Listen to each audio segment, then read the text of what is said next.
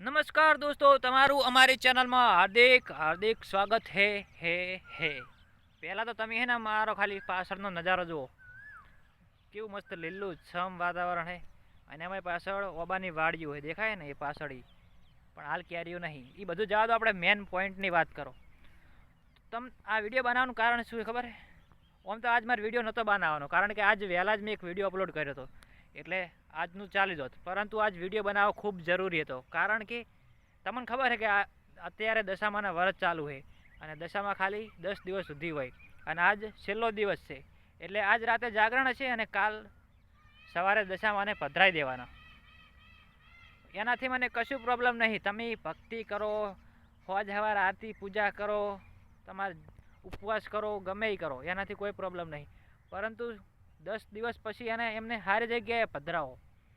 અમુક આ બધા લોકોની વાત નહીં, અમુક લોકો એવા છે ને જગ્યા વિશે કશું જોતો જ નહીં. ગમે તે જગ્યા જઈને દશામાન મેકીને આવતા રહે, ખાલી મેકવાવાળી કરે, ખાલી થોડું કાબુચું દેખાય ને તો મેલીને આવતા રહે.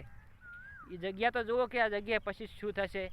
અમારા ગામે જ વાત કરું ને તો હમણાં પોરની મૂર્તિઓ હજી પડી છે ને એવી જગ્યાએ પડીને જો કૂતરો પેશાબ કરી જાય, એકદમ શું કહેવું, કહેવાય ને એવું. પણ એટલે ટૂંકમાં એવું કોઈ કામ ના કરશો જેને આપણા માતાજીનું અપમાન થાય. તમે 10 દાડા સુધી પૂછ્યા રહો ઉપવાસ કરીને, અને આટલું ભક્તિને વ્યર્થ ના જવા દેવો. આમ વ્રત લેવું હોય તો આમ પહેલથી વિચારો ને. અને એવું ના હોય તો મૂર્તિ સારી લાવો, ઇકો ફ્રેન્ડની મૂર્તિ લાવો, ઇકો ફ્રેન્ડલી, જે માટીની હોય. થોડું પાણી હોય તો ઓગળી જાય રે, એમ બીજી મૂર્તિઓ જેવી ના હોય. એટલે મારી નમ્ર વિનંતી છે, એટલે કાલ તમે દશામાં પધરાવો જોઈએ, સારી જગ્યા જોઈને મૂકજો, મોનજો આટલું. અને આ વખતે તો પતી ગયું, પણ ગયા વર્ષે એને વરત લો એટલે મૂર્તિ માટીની જ લાવજો જેટલું થાય એટલે ઘડા, કારણ કે એ બગડે નહીં, સમજ્યા? પેલી મૂર્તિઓ હજી પોરની, પેલી મૂર્તિઓ છે ને હજી પોરની હજી પડી છે, શું કહેવું બોલો. અને એ ખરાબ જગ્યાએ, સારી જગ્યાએ મૂકતા હોય તો અલગ વાત છે. અને પાછા 10 દાડા સુધી આપણા નાયા ના હોય તો મંદિરે પજે લાગવા ના જાવ દે મૂર્તિએ કે તમે નાયા નહીં.